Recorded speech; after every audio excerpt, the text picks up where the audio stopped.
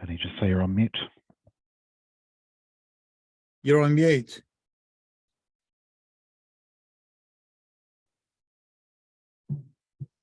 I'll start again. Rookie error, that one. Good afternoon and good morning to everyone. Today, welcome to our webinar, which we at cyber attacks and ransomware.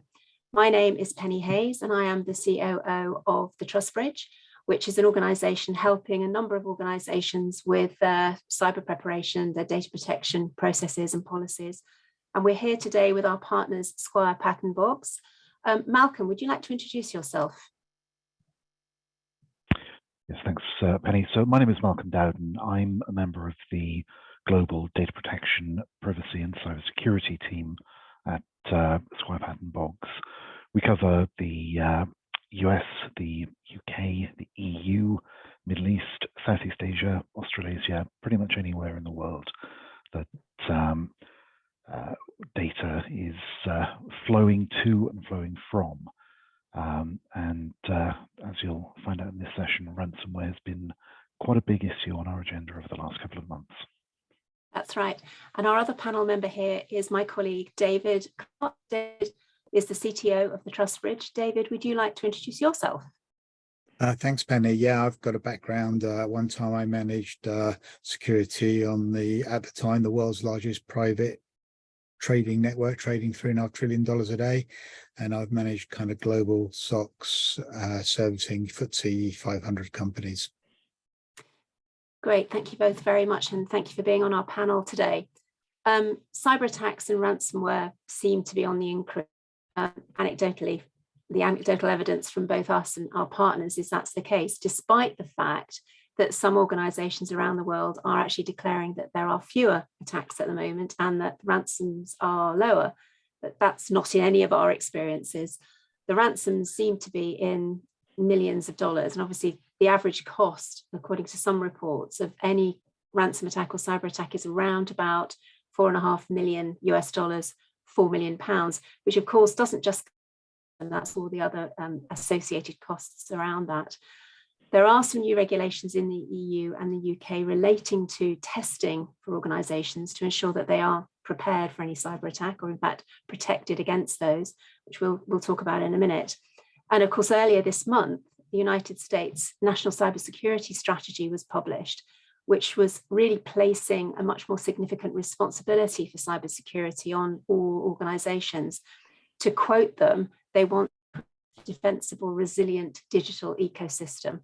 So that, together with things like the US government and the UK government getting together to put sanctions on some recognised criminals, and also a concerted effort to try and coordinate against some of these attacks, really that's the background on which we're going to dig into some of these issues today. We're going to look at the types of attack. We're going to look at payments, should you or shouldn't you pay? And we're also going to look at some of the regulations and the fines that actually are associated with that. We're going to talk about what we should and shouldn't do, and actually the consequences of any activity. So to start, Malcolm, it's not as simple as just paying the ransom, is it? No, it certainly isn't. And we need to, I think, look at the effects of various types of ransomware attack. We need to look at the time periods over which those attacks are prepared and launched. And from that, essentially assess the responses that an organization can arrive at in order to protect their position. The headline on this, I'm afraid, is that if you're hit with a ransomware attack and you are unprepared, there's likely to be very little by way of good news that's available for the reasons that I'll walk through in this session. So the absolute takeaway from this session is the importance of preparation. Perhaps if I can begin just by talking about how attacks have been launched and the experience that we have gained and that regulators have been observing over the past few months, and see where that takes us. So to begin with, ransomware, it's a type of malware that essentially puts a layer of encryption on data within a system or a network. It locks that data, denies access to programs and systems unless and until a ransom is paid. And those ransom demands are normally made in cryptocurrencies, very often in Bitcoin, because of the difficulties of tracing the recipients of those payments.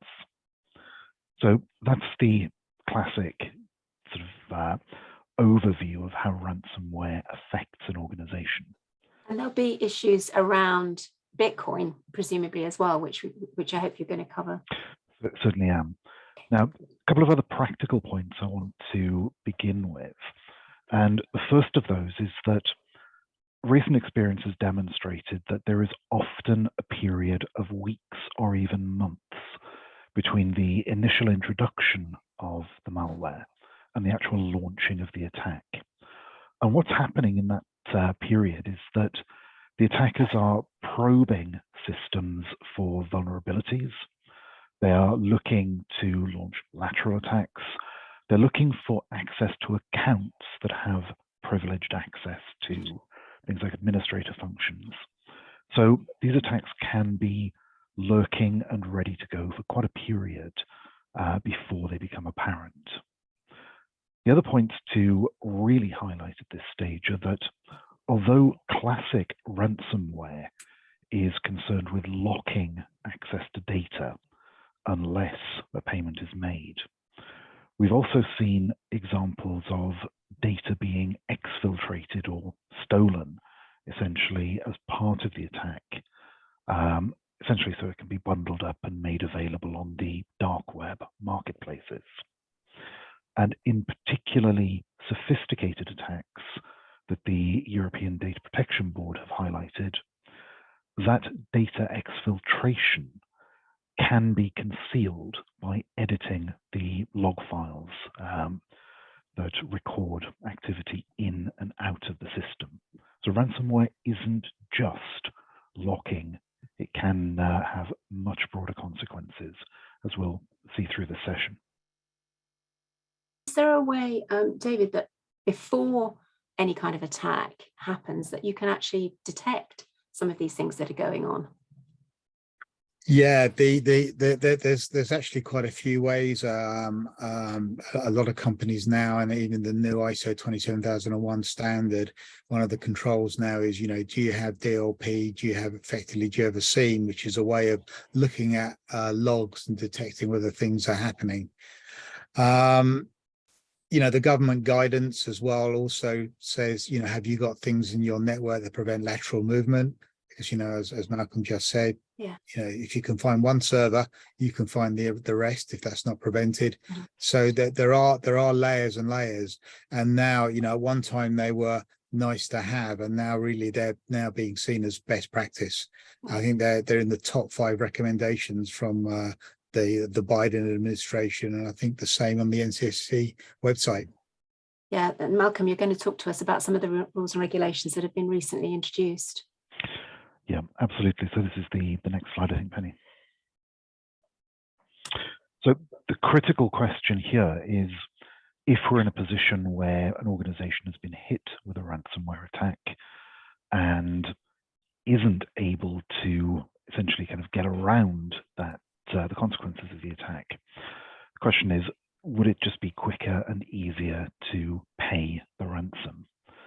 And the question of paying ransom came to the attention of the National Cybersecurity Centre and the Information Commissioner's Office, and those two bodies issued a joint letter in July of last year addressed to the Law Society. And the reason that it was addressed to the Law Society was to remind us, the lawyers, that we really, really shouldn't be advising clients that paying ransom is a safe and sensible thing to do.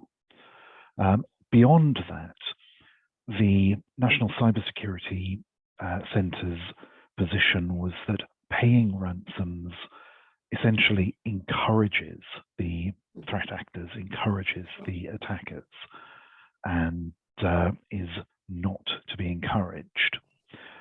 From a regulatory perspective, the Information Commissioner's Office emphasised that paying a ransom is not a mitigating step that will be recognised. So if there are data breach issues as a consequence of the attack, paying the ransom, even if the result is that you obtain decryption keys so that you can regain access to data, that will not in itself reduce the severity of enforcement action. Well, you don't know what's happened to that data whilst it's been out of your control, presumably. Exactly. Once it's out in the wild, even if you get the decryption keys, you've not necessarily been able to protect the rights of data subjects.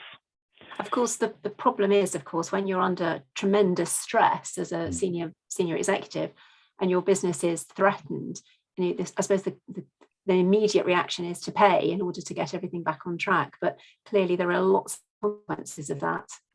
Well, there are. So with that background of the very stern advice from the NCSC and the ICO, if we move to the next slide, just to look at some of the legal questions here. Now, let me emphasize this. Paying the ransom is not in itself unlawful. Okay. That's not a kind of a contravention of the law in itself. But the risk that an organization carries if it pays ransom is of walking into offences under other pieces of law. Right. And the main ones that we tend to think about are laws relating to sanctions, particularly significant given state-sponsored, state-backed ransomware attacks at the moment. The laws that apply to the financing of terrorism, and also to the potential to commit offences under anti-money laundering or proceeds of crime laws, or even, in some cases, again, where you have state-backed attacks, paying ransom to somebody who is an official in some capacity of another regime could constitute an offence under the Bribery Act. So those are the areas where, if you like, incidental offences can be committed. Generally, in terms of proceeds of crime, we can take some comfort, because if an organization were to pay using, let's call them clean funds, then they don't become the proceeds of crime until they're in the hands of the criminals. So, that can be managed. Money laundering, again, if you're paying with clean funds, then that reduces the risk of essentially you're being involved in something that would be regarded as money laundering. So those can often land in a comfortable-ish place.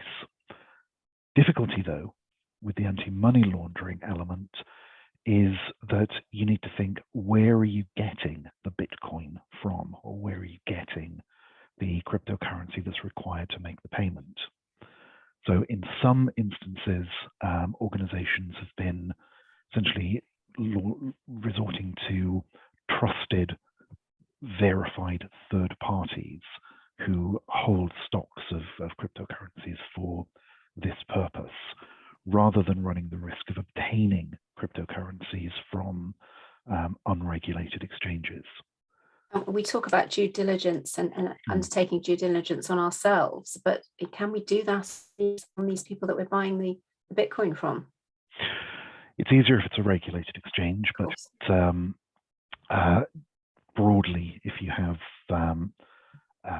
sources of Bitcoin that are not easily susceptible to due diligence, then you are running a risk of obtaining tainted cryptocurrency.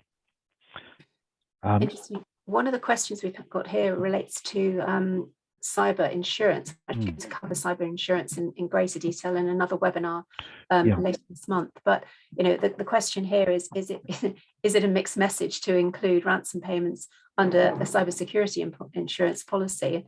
And the question probably we should give to an insurance company.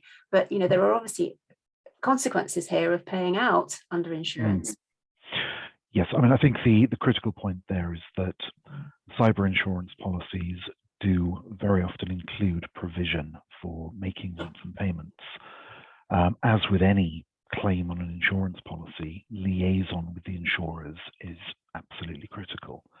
And very often that comes down to identifying, as far as we can, the recipient of the payment, taking advice, liaising with law enforcement bodies to not get clearance, not get anything like sort of immunity from other legal consequences, but at least to get an indication that a payment is, is reasonable to make it under the extremely difficult circumstances.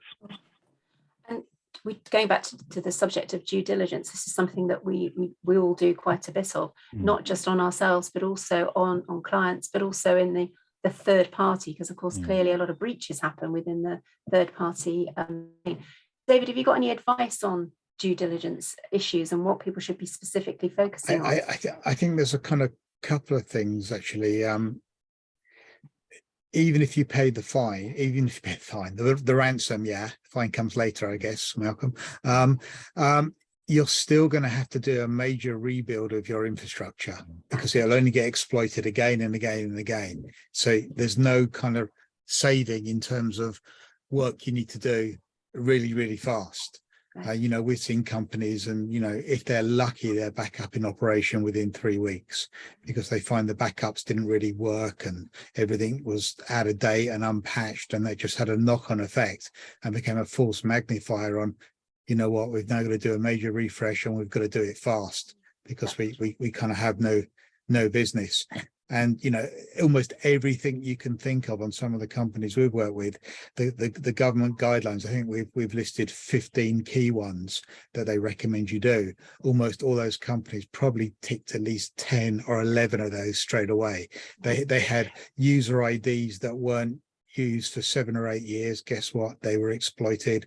They hadn't patched for 3 or 4 years, even longer, and all comes together. So, the due diligence from a technical perspective on the companies who get hit is often not that hard because quite often they've done very, very little. And I suppose the only kind of other kind of observation is it's always kind of nice to think that you're dealing with a gentlemanly organization. Like, when you do business with companies, there's kind of rules and regulations, and if I say I'm going to buy something, can you pay for it, you generally kind of get it, even if it's not quite what you expect. When you're dealing with a ransomware, the rules are their rules. They're not rules I pay you and you do something. You may pay them and they may not do anything and it may not work, and the rules may get changed while you're negotiating. So it's not quite so straightforward. And if you don't say pay within 2 hours, the price goes up and up and up. Well, that was what do you do? That was another area I wanted to discuss was timescales and also the size of a ransom. And how can you sometimes measure that against the size of the organization? How do those kind of things work? It really depends on context, and one of the things that we've observed in practice is attackers having quite a sophisticated understanding of their targets. So ransom demands might well be timed to coincide, for example, with merger and acquisition processes, or with quarterly valuation reporting deadlines, or with other financial or regulatory obligations, so that the leverage, the pressure is greatly enhanced.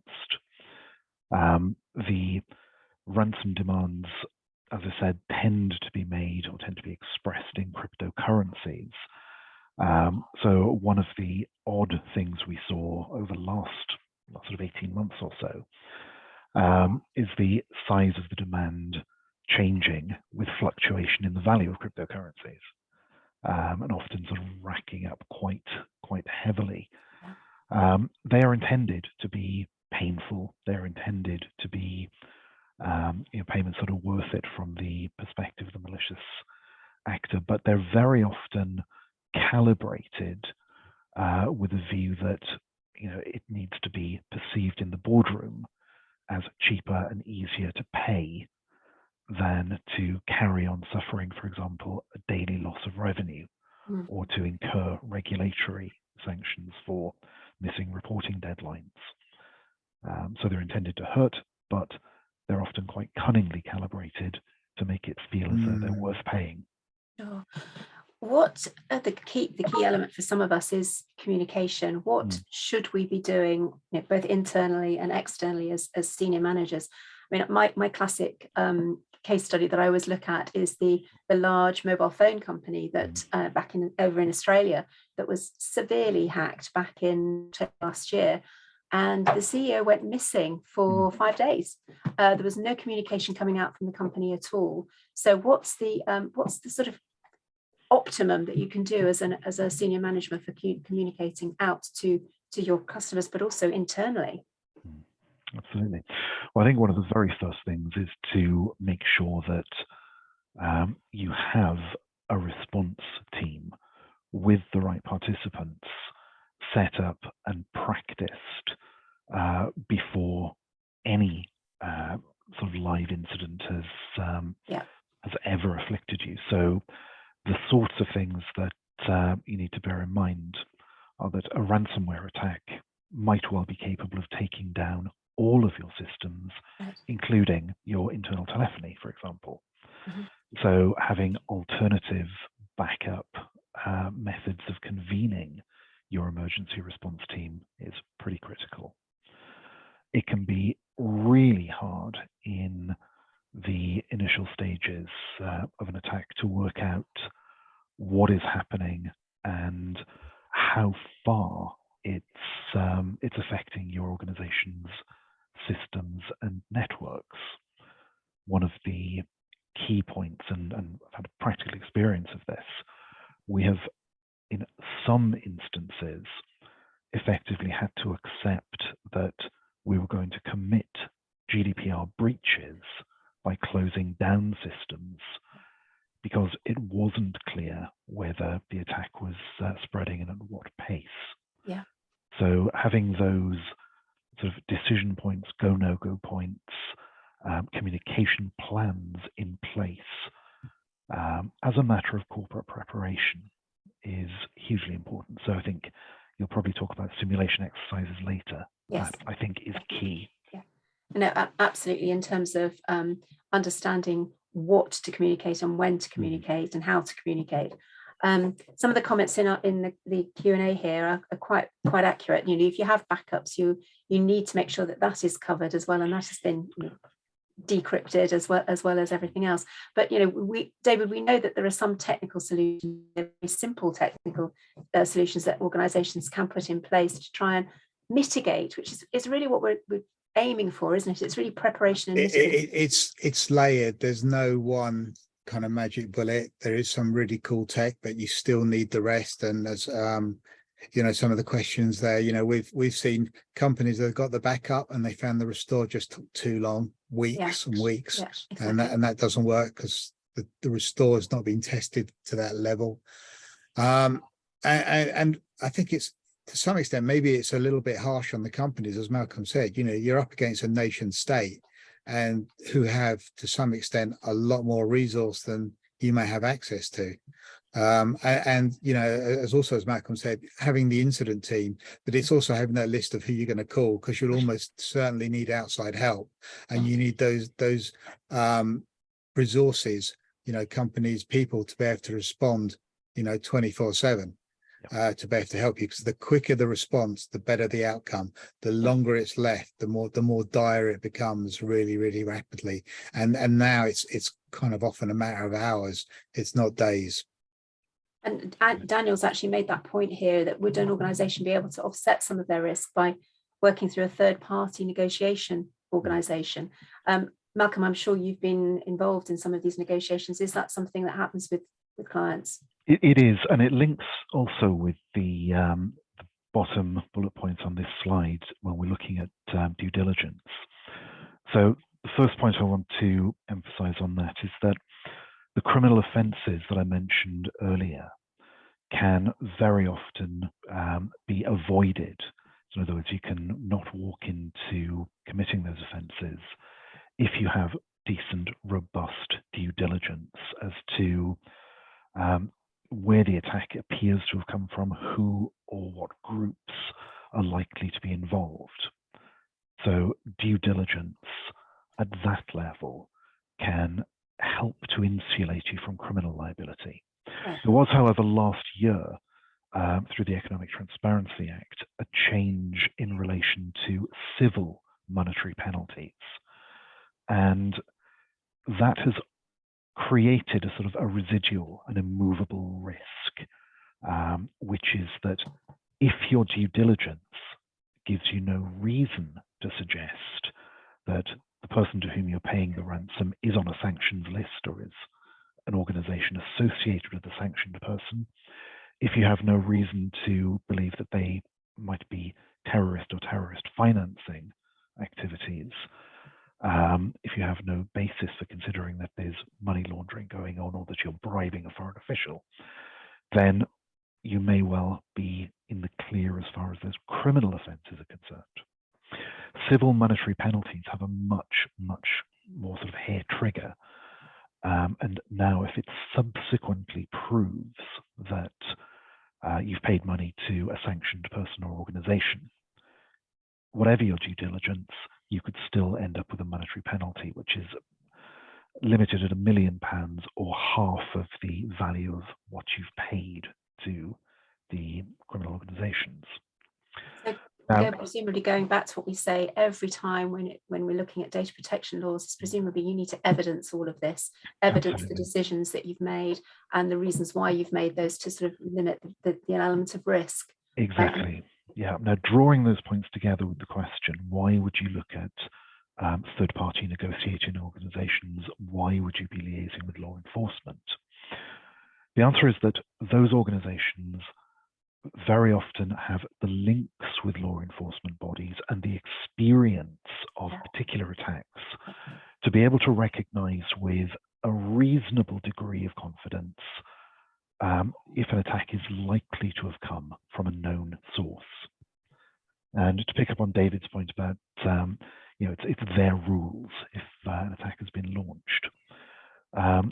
There have been instances of law enforcement bodies recognizing the method of attack and essentially saying, from our previous experience, if you pay to these guys, then you are likely to get the decryption keys. So in those circumstances, there may be pragmatic reasons leaning in favor of payment. The due diligence is carried out through and with those third-party organizations can help in relation to criminal offences, but as I said, there is that residual risk of the due diligence not being perfect, not being accurate, because ultimately there is always an element of guesswork and looking at method, precisely because these are anonymous attacks. And also, so actually getting the decryption key isn't necessarily, everything's not finished then. There are other elements where perhaps they're not even the real keys to get back to your own data. Is that what you're saying? That's part of what I'm saying. Yeah, that the identification of the attacker, of the group or the individuals that are involved will always be guesswork. You might have somebody who's using a similar method. Yeah. That risk is amplified as we've seen a reasonably strong uptick in the use of ransomware as a service toolkits, where attackers don't necessarily themselves need to be terribly sophisticated in order to acquire essentially a method of attack that might, in some circumstances, look like the activities of a recognized group, but their conduct may be radically different from previous experience. And this also just assumes that this is a kind of clear-cut encryption only. Yes. If there's exfiltration, you're then taking somebody who you don't know's word for it that they will get rid of that data. And if they don't, you're then going to be potentially paying them for the next X years or months. Absolutely. And, that's one of the reasons for that delay in the attack, the gap between the introduction of the malware. system scanning, getting into the various systems and accounts. And it creates what, to my mind, is always one of the most painful bits of ransomware, is that an organization that is the victim of a ransomware attack is simultaneously the villain in terms of data protection and privacy. And if we just walk through that, the basic attack, locking down data, making it unavailable, that's very likely to be an availability breach in relation to personal data from a GDPR perspective. If there is exfiltration of data, if data is being hauled out, put onto the dark web, then you have a confidentiality breach for GDPR purposes. And even if you get the decryption key, we've seen quite a few instances of data being corrupted in the process of decryption. That is an integrity breach for GDPR purposes. Now, any of those breaches are likely to be tier 2, which means the higher figure. EU GDPR, that's 20 million euros, 4% of global annual turnover if higher. UK GDPR, 17.5 million sterling, 4% if higher. So those fines are a significant concern. Yeah, on top of your ransom. On top of the ransom, and the on top of publicity. Compensation. Yeah. Yes. Oh, yes, of course. So individual data subjects who are affected by ransomware would have the ability to bring a claim for compensation under Article 82 of GDPR. So your status as victim rapidly yields to your status as villain from a regulatory perspective.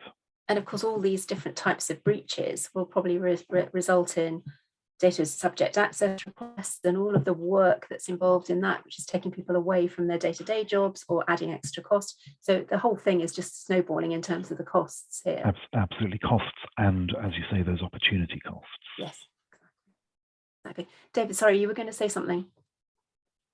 Unfortunately, it's never ending. Once it gets to that stage, as Malcolm says, you've got the privacy issues. Yeah, you've got the potential loss of business if your business can ever recover from that. Sure.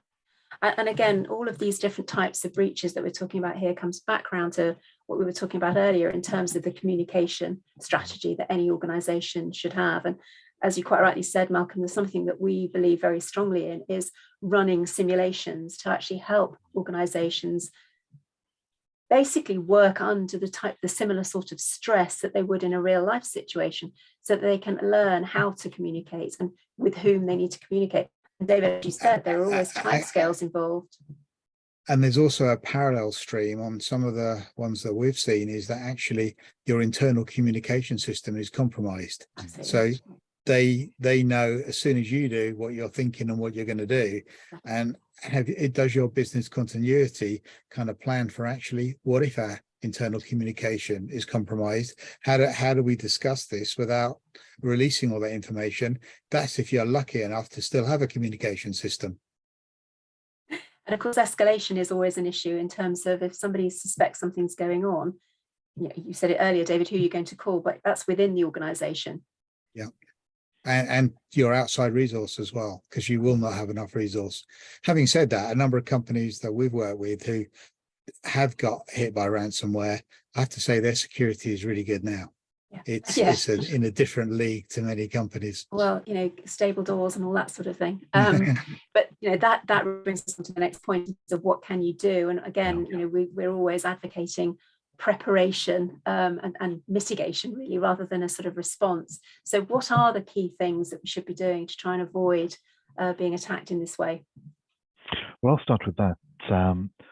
And I think a really good reference point is the guidance that the European Data Protection Board put out in terms of what constitutes a notifiable breach from a data protection perspective. And one of the examples that the European Data Protection Board gave was a ransomware attack. And they pulled out the hallmarks of a low risk, non-notifiable attack. And understandably, they focused on things like the encryption of data. Now, the rationale there is that if you have strongly encrypted data at rest, if you do suffer a ransomware attack, then there is far less incentive on the attackers to exfiltrate that data, because they would be exfiltrating encrypted data. It's less packageable, less marketable on the dark web, less capable of being used in subsequent attacks or crimes. So encryption of data is a real key. There is a very sort of, I guess, pessimistic or futuristic concern there, which is that we're still seeing some examples of encrypted data being exfiltrated. And one of the explanations for that is that, encryption technology is undergoing change as things like quantum computing evolve. So data which is strongly encrypted today may well be not strongly encrypted in the future. So we do need to think about the risk 2, 3, 4, 5 years down the line if a bulk of data has been exfiltrated. And also, encryption is also dependent on access control. Yeah. So having kind of, MFA is a bare minimum. Yes. Ideally kind of FIDO2 rather than just kind of MFA with normal verification. And patching. Explain that, David. FIDO2. FIDO2 is where you actually have a token that you put into touch your phone or into your laptop. Yeah. So you actually have to be at that laptop to have that access, rather than I have just logged in using an authenticator app or a text or whatever. Yeah. Some of the large tech companies have used it, and they reckon they haven't had a takeover breach in years when they use that technology. Are they sure? They reckon so. So. And of course, we talked about backups earlier, but how do you make sure that your backup hasn't been compromised at the same time? Well, again, looking at the guidance and the indications from the EDPB, I think the sort of real tagline here is that you need to make sure that your backups are kept physically, logically separated from your main system, so that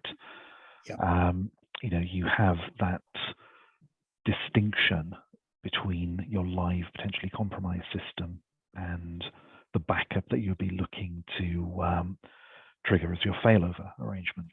So, you have to recognize the risk that your backup could be as compromised as your main systems, and take advanced measures to create a kind of cordon sanitaire in relation to those backups.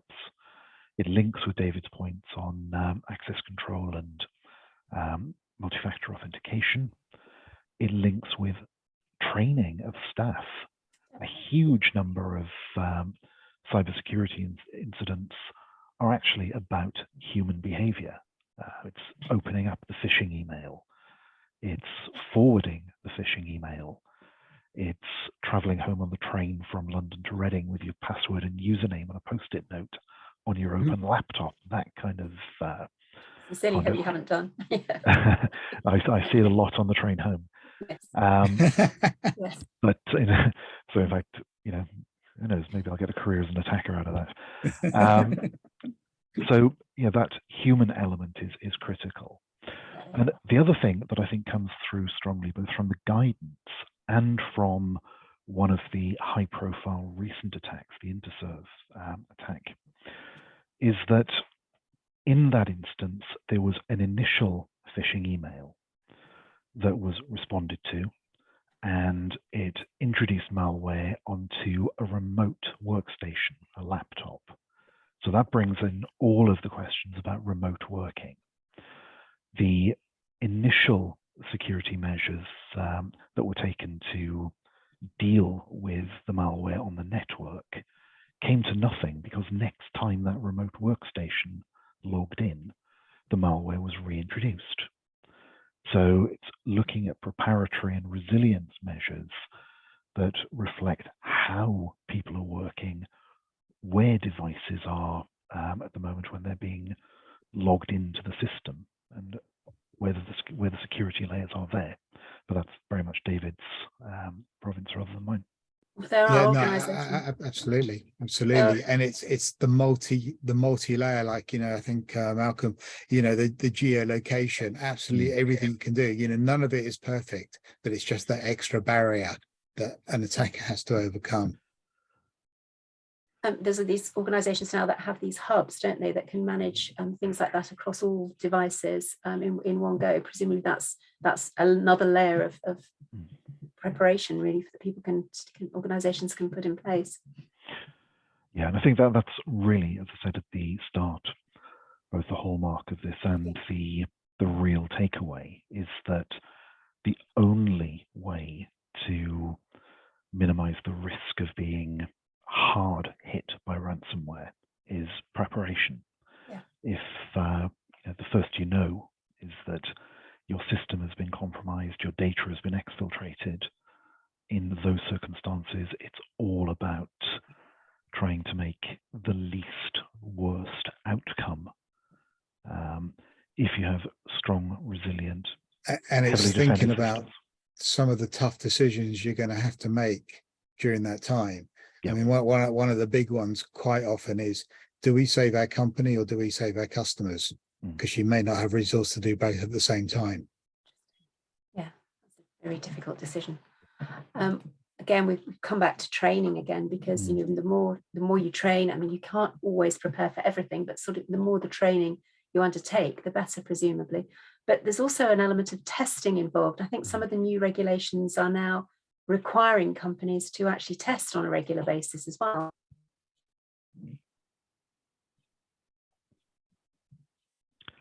If you can pick this one.